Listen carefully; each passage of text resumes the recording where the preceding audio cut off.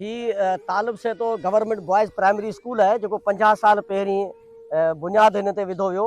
त हिते जे ॻोठाणनि हिकिड़ी नंढड़ी इमारत ठाहे हिन जॻह ते जिते असीं बीठा आहियूं उनजो ही तव्हां ॾिसंदो ही बुनियाद बि उनजो ही अञा उन जूं सिरूं बि बीठियूं आहिनि, पर हिते ही उहो निश्चित ई नाबूद थी वियो।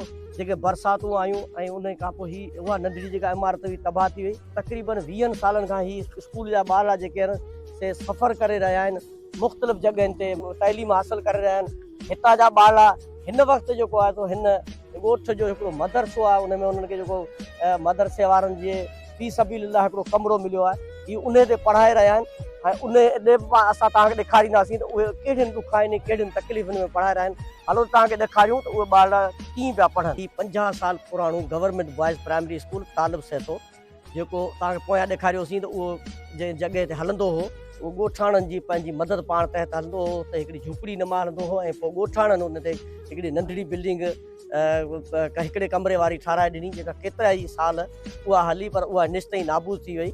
बरसातुनि में ॾुखाइनि में उहे ॿार पढ़ंदा बि आया पिए ऐं 50 सालनि खां मुसलसल ही स्कूल हलंदड़ जेको सो मजबूरनि हींअर हुते जे उस्तादनि ऐं हिते जे जेको रहवासी आहिनि ॻोठाणनि इहो मजबूरनि हिते जो जेको मदरसो हलंदड़ आहे तालिब सैत में, उन्हनि मदरसे वारनि खे उनखे इल्तिजा कई, जंहिंजे हवाले सां हिननि खे सिर्फ़ु हिकिड़ो कमिरो मिलियो आहे जेको ख़ैरात में सम्झी उन्हनि ॾिनो आहे।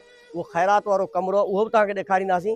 हिन पासे तव्हां ॾिसंदो त ही मस्जिद आहे, ही इन मदरसे जी मस्जिद आहे ऐं ही जेके मस्जिद में ही जेको मुसाफ़िर खानो आहे ही तालिब सैतो स्कूल जे भर में जेको आहे ही मुसाफ़िर खानो आहे, जेको ही मदरसो आहे जंहिंमें ॿार रहंदा आहिनि, ॿाहिरि जा ॿार रहंदा आहिनि ऐं मासूम ॿार रहंदा आहिनि। ऐं अंदरी तव्हांखे ॾेखारींदासीं त ही इन जी अंदरी पोज़ीशन जेका आहे सा हिन कमरे जी छा आहे।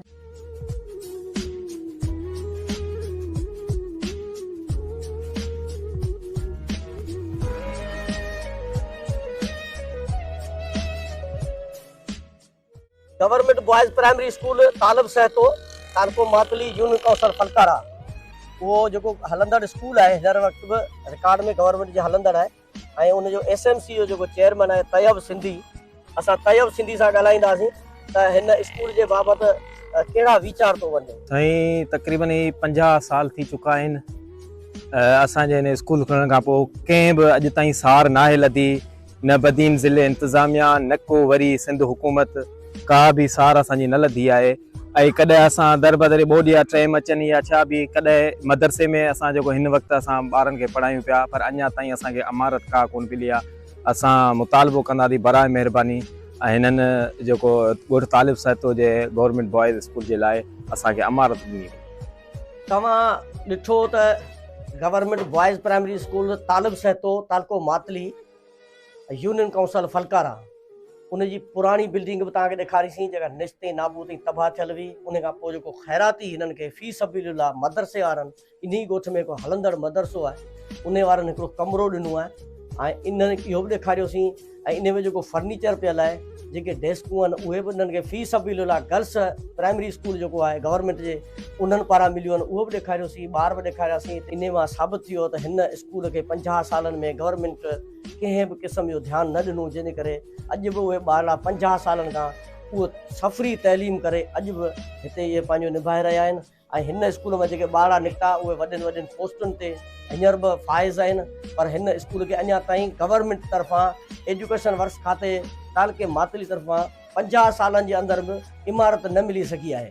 असां मुतालबो था करियूं त ही तालिब सैतो गवर्नमेंट प्राइमरी स्कूल खे हिकिड़ी नंढड़ी घटि में घटि एतिरी इमारत ॾिनी वञे जो ही जेके फी सबीलिल्लाह गवर्नमेंट जा स्कूल फी सबीलिल्लाह मदरसनि खां कमरा वठी हलाइनि पिया, त इहा इंतिहाई शर्म जहिड़ी ॻाल्हि आहे, इंतिहाई फिकाई जहिड़ी ॻाल्हि आहे, इंतिहाई अफ़सोस आहे, ॾुख जो मक़ाम आहे।